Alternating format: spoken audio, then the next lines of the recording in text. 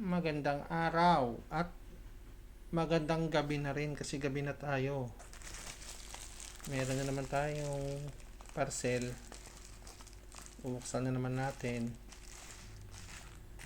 Muling nagbabalik sa unboxing. Ito pala ay flashlight galing kay Orashare. Ang model nito ay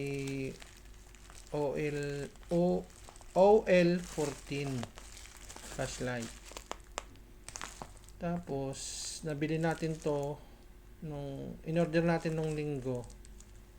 Dumating ngayong araw, Lunes.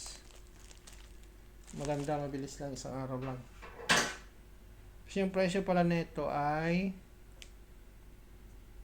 kulang-kulang 500, pero may mga voucher tayo, kaya ang nakuha ko to mga 400 plus lang, mga 4 auto ata. Yan. Yan, buksan na natin. Flashlight naman tayo ngayon. Wala namang ano dito, no? Wala namang brown out, pero yun. Yan yung itsura niya, no? Oh, aso. Siya, nagtaka ako dito nung pagdating ko kanina, nung nahawakan ko. Parang ang liit ng kahon niya. Ito lang. Parang tinipid sa pagpalot. Pero sige lang, tatapon din naman yung karton niya, no?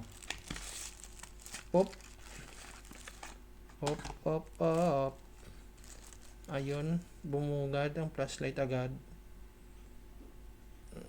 Ayan yung size niya. Ayan, yung kuko natin di na madumi.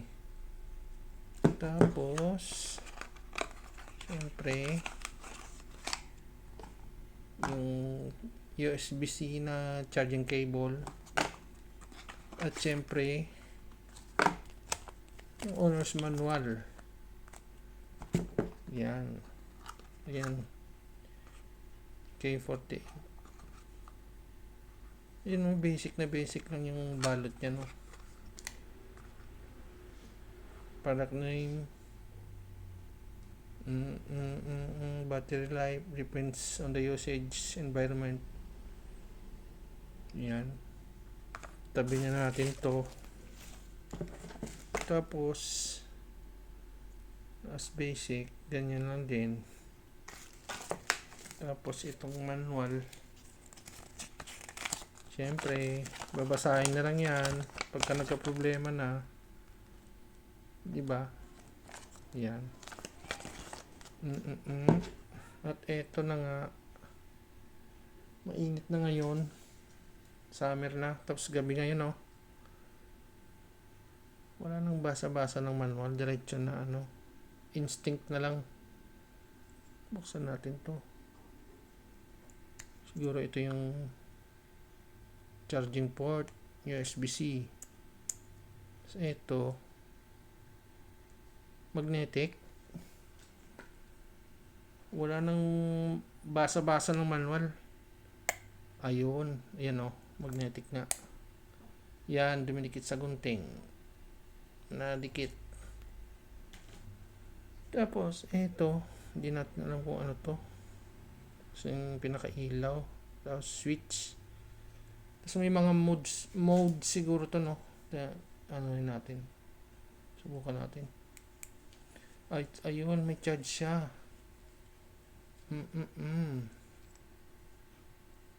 Sige nga. Yun, may ano rin siya, may flasher, yung strobe function. Yun. Tapos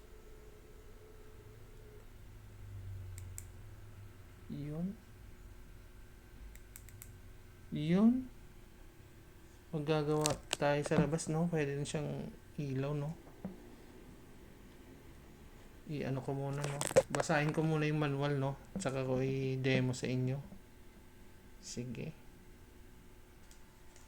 ayun na nga, balik tayo dito. Hindi klaro yung ano niya, no, yung manual niya. Ito lang how to use. The product brightness sequence is spotlight high brightness, strong light, spotlight low brightness, weak light, spotlight flicker. Ganun lang nilagay nila, no. Tapos yung laser 2 seconds na long press. Tapos hindi klaro yung manual instruction niya dito, yung instruction sa manual, no. Tapos discovery ko na lang sequence pala yung ano niya pag ilaw. Bawa ganyan, wala, yan, mauna yung high, pag pindot mo pa ng isa namatay, tapos umandar ulit. Yon pala yung sequence niya, high, low, tapos yung strobe, yung flasher. Tapos pag pindot mo, pag continuous, ito naman yung pinaka lamp. Tapos pag pindot mo ulit isa, yan, dapat continuous kung gusto mong ano, tuloy-tuloy within 2 seconds siguro. Tapos yan, strobe na, patay, tapos high, low, strobe, high, low, strobe, patay. Tapos yung laser naman, long press mo to, laser pala to, yan, long press. Ay, ba't umilaw? Pero ito yun, parang indicator lang na wala. Yan na yung laser. At ayun na nga, namatay. Tapos ngayon, subukan natin yung walang ilaw. Patayin ko lang ang ilaw, At ayan na, no, patay yung ilaw ko dito, no. Patayan yan. Maaninag mo. Tapos ito, umpisa tayo sa high. High.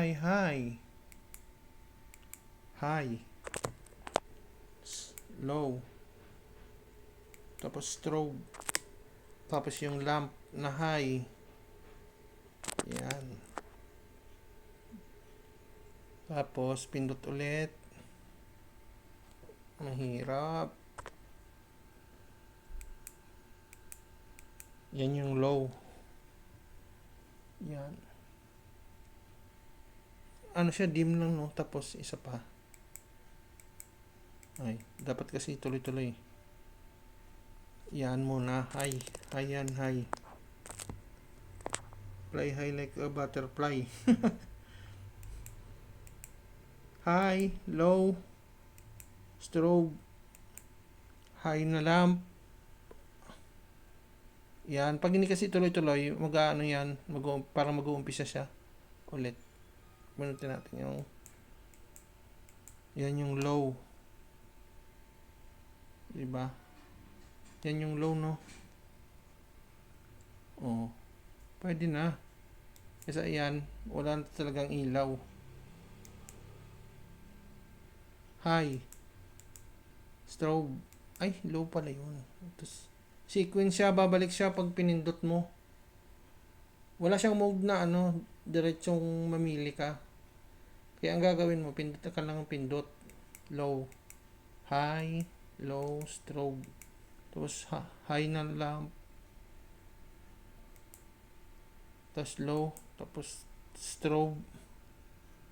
Tapos batay, tapos spotlight na high, low, strobe, yon. Yan. Lamp, low, strobe, patay. Yan. Ayun, pag tinapat ko yung ilaw niya sa kisame. Di ba? Parang ano siya? Parang ilaw lang na bulb, parang ganyan. Pwede na rin to sa sa labas. Malakas na to sa labas. Yan. Yan yung low niya. Tapos patayin ko.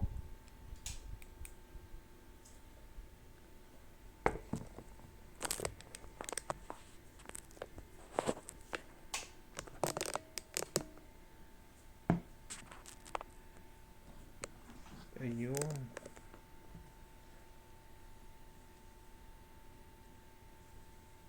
Yung build niya okay naman, no? Matibay naman siya. Tapos yung battery life niya, hindi pa natin masabi kung gaano katagal. Pero yung initial impression natin sa kanya, kung sobrang dilim, yung pinaka-high ng spotlight, malakas na. Kasi nakalagay dito sa manual, 2. Ano yun? Yung battery life niya, 2.8 hours to 26 hours. Ibig sabihin yan, yung pinaka malakas, 2.8 hours. Pero kung titipirin mo, up to 26 hours naman, oh. Tapos IPX4. Pwede siguro sa mga ulan-ulan lang. Huwag mo lang mahulog sa lapag na may tubig. Kasi yung battery niya, 1,800 mAh. Tapos yung charging time niya, 3 hours. Yan. Yes, okay na siguro tayo dun. Subukan muna natin. Yung size niya okay naman, no? Kung pocket friendly na siya. Pwede na to, sa sa mga emergency. Bawa nagmumotor ka, no? Tapos nagka-problema yung motor mo, nasiraan ka. May magagamit ka na ngayon. Halimbawa, napundi yung pinaka headlight mo. Pwede mo to gawing temporarily, para makauwi ka lang, o kaya pag may gagawin ka sa motor mo, ibig sabihin pala pag umaandar yung kahit anong ilaw, indicator to na ayun na wala. Yan, yung high nito pwede na sa kung mag troubleshoot ka ng motor mo, naplatan ka, o i-check mo yung kung ano doon sa motor mo, sasakyan, pwede na. Pwede mo rin siyang isabit. Yan, dumidikit sa gunting. Yan. At dito na lang siguro tayo magtatapos, no? Initial impression lang. Sa halagang 400, pwede na to. Kahit hindi pa natin alam yung battery life niya, kung gaano katagal. Tsaka pag bibili kayo, nyo rin, gamit kayo ng mga voucher para mas less pa yung price. So, yung laser nito hindi naman magagamit yan, kahit wala na siguro yan. At yan na lang siguro, no? Hanggang dito na lang, no? Sabi ko naman, no? Yan. Maraming salamat. Kita tayo ulit sa susunod naman na kung ano naman ma-unbox natin. Sige, salamat. Salamat sa lahat.